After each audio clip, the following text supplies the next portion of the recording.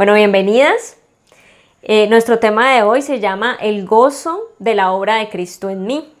Vamos a iniciar leyendo el pasaje completo con su contexto y después nos vamos a enfocar en Filipenses 1:6, que va a ser nuestro pasaje de estudio esta noche. Entonces vamos a nuestras Biblias, a Filipenses 1 y vamos a leer del 1 al 11. Y nuestro pasaje dice: Pablo y Timoteo, siervos de Jesucristo, a todos los santos en Cristo Jesús que están en Filipos, con los obispos y diáconos. Gracia y paz a vosotros, de Dios nuestro Padre y del Señor Jesucristo. Doy gracias a mi Dios siempre que me acuerdo de vosotros, siempre en todas mis oraciones, rogando con gozo por todos vosotros, por vuestra comunión en el Evangelio desde el primer día hasta ahora, estando persuadido de esto, que el que comenzó en vosotros la buena obra la perfeccionará hasta el día de Jesucristo. Como me es justo sentir esto de todos vosotros, por cuanto os tengo en el corazón y en mis prisiones y en la defensa y confirmación del Evangelio. Todos vosotros sois participantes conmigo de la gracia, porque Dios me es testigo de cómo os amo a todos vosotros con el entrañable amor de Jesucristo. Y esto pido en oración, que vuestro amor abunde aún más y más en ciencia y en todo conocimiento, para que aprobéis lo mejor, a fin de que seáis sinceros e irreprensibles para el día de Cristo, llenos de frutos de justicia que son por medio de Jesucristo para gloria y alabanza de Dios. Como les acabo de decir, ¿dónde nos vamos a centrar? En Filipenses 1:6. Voy a leerlo nuevamente. Estando persuadido de esto, que el que comenzó en vosotros la buena obra, la perfeccionará hasta el día de Jesucristo. El libro de Filipenses es una carta enviada por Pablo desde la cárcel, siendo esta enviada con el propósito de dar agradecimiento a los Filipos por una ofrenda monetaria que estos habían enviado a Pablo para su sostenimiento en la cárcel. Sin embargo, aunque este era el propósito principal, Pablo aprovechó para hacer mucho más que eso. También les escribió para fortalecerlos, puesto que estos creyentes vivían en un pueblo romano en el cual constantemente experimentaban resistencia y persecución. Así como le sucedió a Pablo cuando fue por primera vez y anunció allí el Evangelio. Hoy nos centraremos en una de las cosas que Pablo menciona en su oración inicial, la cual les dará mucha fortaleza al saber que no están solas. Desde el inicio, cuando fueron liberadas de la culpa, Cristo está con ustedes y estará hasta el fin cuando serán liberadas del pecado en su totalidad. Y por supuesto, estará con ustedes mientras las lleva de un punto al otro.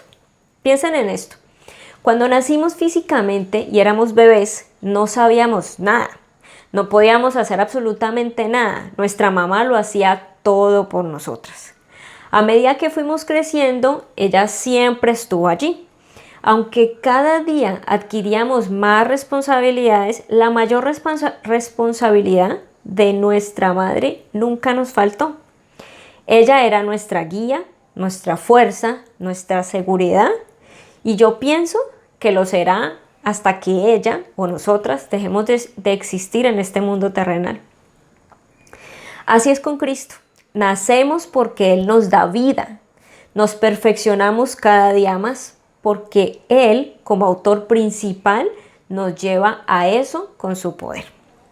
Y aunque cada día podamos ser mejores o hacer mejor las cosas, Él no nos dejará ni terminará con nosotras, sino hasta su próximo regreso, como lo acabamos de leer, donde la obra estará completa y finalmente seremos perfectas como nuestro Maestro.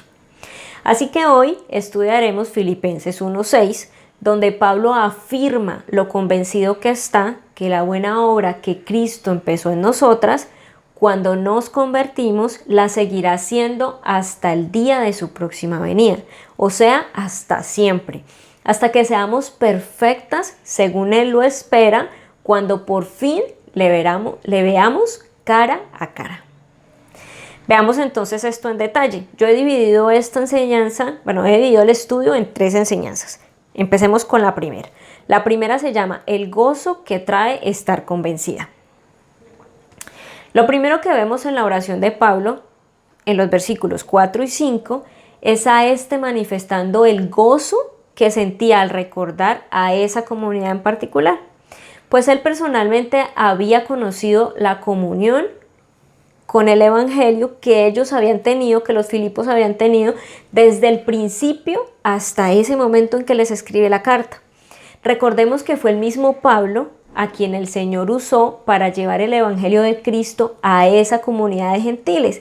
Y eso lo estudiamos hace un tiempo en Hechos 16, si pronto lo recuerdan. Después de mencionar cómo él oraba con gozo por ellos, lo primero que vemos en nuestro versículo es la afirmación. Es una afirmación de Pablo muy contundente. Él afirma estando persuadido de esto. Entonces nos preguntamos, ¿a qué hacía referencia la palabra persuadido? Y pues encontramos que dicha palabra hace referencia a convencido. Persuadido es igual a convencido. Pablo estaba convencido porque tenía los suficientes argumentos y razones para afirmar que lo que iba a decir en su oración era cierto. La palabra griega que se traduce como estando persuadido está escrita en tiempo imperfecto, lo cual indica que Pablo había llegado a esa conclusión mucho antes del momento en que la escribe. Y por supuesto, él consideraba plenamente que era cierto, o sea, estaba convencido que era así, como lo acabo de decir. ¿Qué es tiempo? Un paréntesis, ¿qué es tiempo imperfecto? Recordemos un poquito del español. Es algo que ocurrió en algún momento en el tiempo, pero que no se ha terminado, como que ocurrió, pero aún está en proceso. Por eso decimos que esto que Pablo dice de lo que él está persuadido es porque él está convencido desde el principio y sigue estándolo. Pablo vio la conversión de muchos de ellos cuando iniciaron. Esto lo encontramos en el relato de Hechos, como les mencioné ahorita. Él vio la conversión de Lidia, del carcelero y de muchos otros. Y después de pasado el tiempo, él, aunque estaba en la distancia, él seguía viendo cómo estos creyentes se mantenían firmes. Entonces, podemos afirmar que las evidencias que Pablo tenía de estos creyentes le traían la confianza en la obra de Cristo. Y por supuesto, esta seguridad traía gozo a la vida de Pablo. Pensemos nuevamente en algo. A muchos nos gusta cumplir años, ¿sí o qué? A muchas de nosotras, yo creo que a todas. Y si venimos de aquellas familias en las cuales les gusta celebrar los cumpleaños a todos, esto es suficiente evidencia para cada una de nosotras de estar seguras que ese día será un día espectacular, un día especial. ¿Y qué nos da esa seguridad? Las evidencias del pasado, que hemos visto que siempre ocurre algo especial en ese día. Y esto nos trae gozo, porque sabemos que será un día que disfrutaremos. Por muy sencillo que sea lo que acontezca, es un día que nosotras sabemos que vamos a disfrutar. Asimismo era Pablo, tenía suficientes evidencias para estar gozoso y convencido. El mantenerse gozoso y convencido solo se puede lograr si tenemos todo el tiempo las evidencias a la vista. ¿Y cómo podemos hacer esto? Primero, el creyente debe leer todos los días su Biblia.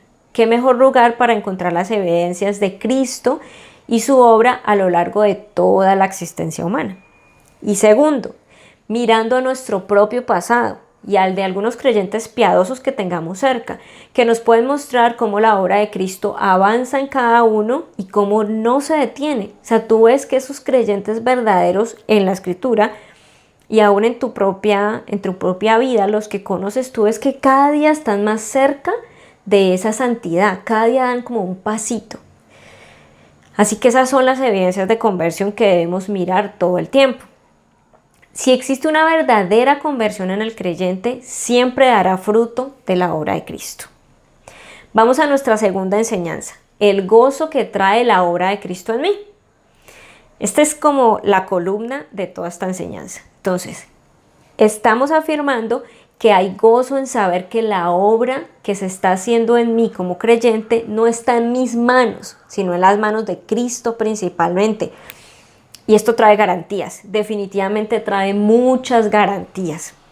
Y no es que yo no tenga que hacer nada, solamente sentarme ahí y esperar, bueno, esperaremos a que Cristo lo haga todo. Realmente no funciona así. Así como hay un regalo de gracia que Cristo me da, también hay una responsabilidad en mí como creyente de dar testimonio de que ya no vivo yo, ahora Cristo vive en mí. Eso es lo que afirma Gálatas 2:20. Antes de continuar, dejemos claro cuál es la obra de Cristo que Pablo menciona en este pasaje. Pablo estaba hablando de la obra de salvación, aquella obra que se inicia en cada creyente cuando se le predica el Evangelio y la persona cree porque ha recibido el don de la fe para hacerlo. Recordemos nuevamente que Efesios 2:8 nos dice que la fe es un don de Dios para que nadie se gloríe. O sea, nosotras hemos creído porque el Señor nos dio el don de la fe para creer. Entonces, ¿cómo se manifiesta la obra de salvación en el creyente? Primero, Cristo nos salva y en ese mismo momento somos justificadas. Eso dice Romanos 23:26. Pero luego Él no nos deja como por ahí, como ruedas sueltas. A partir de ahí, Cristo inicia una obra de santificación en el creyente por medio del Espíritu Santo. Obra que empezará a ser manifestada con el fruto del Espíritu Santo, que si se acuerdan, que dice Gálatas 5 del 22 al 23 sobre el fruto del Espíritu, dice que es amor, gozo, paz, paciencia, benignidad, bondad, fe, mansedumbre y templanza. Todos estos juntos hacen el fruto del Espíritu Santo en el creyente. Así que podemos decir, como la santificación es un proceso, seremos cada día más santas a medida que Cristo obre dentro de nosotras por medio del Espíritu Santo de Dios. Y también otra evidencia que tenemos de eso es nuestra obediencia genuina que está motivada por la gracia del Señor sobre nuestras vidas. ¿Conocen la historia de Job? Me atrevería a decir que este fue el hombre más probado en la Biblia. Cuando inicia su historia, se dice de Job que era hombre perfecto y recto, temeroso de Dios y apartado del mal. Eso está escrito en Job 1:1. Y este pasa por muchas pruebas, que en la actualidad diríamos, pero ¿por qué Dios permite que Job pase por tantas pruebas con esa descripción que tiene, ¿no? Uno diría, pero si es un hombre espiritual y un hombre entregado al Señor, ¿por qué le acontece todo esto? Sin embargo, todo esto acontece y aunque Job no lo entiende, él no entiende todo lo que está viviendo, simplemente él hace esta afirmación. Él, pues, acabará lo que ha determinado de mí. Está escrito esto en Job 23:14. Lo que vemos aquí es un hombre convencido del control divino, afirmando que el Señor acabará la obra que inició mientras cumple su propósito en él. La única forma que nuestro proceso de santificación traerá gozo es que nos recordemos esta verdad. Que la obra de Cristo no se detiene, que siempre tiene un propósito y será cumplido. Durante la obra de Cristo en nosotras, seguramente estaremos luchando con uno o con varios pecados repetidamente. Muchas veces nos caeremos y volveremos a caer en ese mismo pecado reincidente. Nuestro llamado es a no desalentarnos, porque sabemos en quién hemos puesto nuestra esperanza. La esperanza de salir de ese pecado y de levantarnos y de no volver a cometerlo no está en nosotras, no está en el poder que nosotras podamos tener para vencerlo. Está en el poder de Cristo, aquel que se levantó de los muertos, aquel que permitió que nuestra relación con Dios fuera restaurada. ¿Con qué pecado estás luchando hoy? Pide perdón a Dios y pon tu esperanza en Cristo, yendo cada día a la Escritura para que por medio de sus verdades el Espíritu Santo pueda obrar en ti para ganar esa batalla. Todas tenemos una batalla, tú tienes una batalla, yo tengo una, cada una de ustedes tiene una batalla. Cada una tiene como ese talón de Aquiles, donde hay algunos pecados que para nosotros es muy fácil decir, sí, eso Cristo llegó a mi vida y yo lo superé, pero hay otros con los que luchamos y luchamos, pero sentimos que cada vez estamos más adelante, y eso es por la obra de Cristo en nosotras. Y siempre nuestra convicción es a que vamos a ganar esa batalla porque el poder de Cristo, por medio del Espíritu Santo que habita en nosotras, nos permite hacerlo. No por nuestras propias fuerzas, porque por nuestras propias fuerzas estaríamos perdidas, sin esperanza, yo creo. Y finalmente, nuestra tercera enseñanza, el gozo de saber que esta obra no se detiene. Por último, entonces meditemos en el gozo que trae saber que esta obra de Cristo en nosotras siempre terminará o nunca terminará, sino hasta que veamos a Cristo cara a cara, a nuestro amado. ¿Alguna vez han soñado con eso? ¿Alguna vez se han puesto como a meditar o como a imaginarse cómo será ese día que veamos a Cristo cara a cara? Hasta ese día Cristo estará trabajando en nosotras. Él mismo se encargará que el día que nos presentemos delante de Él seamos irreprensibles porque su obra en nosotras no se detiene. Llévese esto esta noche, la obra de Cristo en cada una de nosotras no se detiene. No importa dónde estás en el camino, no importa qué tan santa el Señor te haya vuelto o qué tanto te falta en esa santificación, pero la obra no se detiene, no olvides eso. Y que cuando luchemos aún con nuestros propios pecados diariamente, como mencionábamos ahora rato, siempre tenemos la esperanza de que sabemos que esa obra día a día está trabajando sobre nosotras, que el Señor está trabajando sobre nosotras. Entonces nuestro pasaje de estudio nos afirma que esta obra progresiva solo se detendrá el día de Jesucristo. ¿Y cuál es ese día? El día de su segunda venida. En 2 Corintios 1:10 encontramos los 3 tiempos progresivos de la salvación del creyente.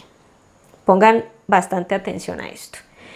En el pasado, Cristo nos libró de la culpa del pecado.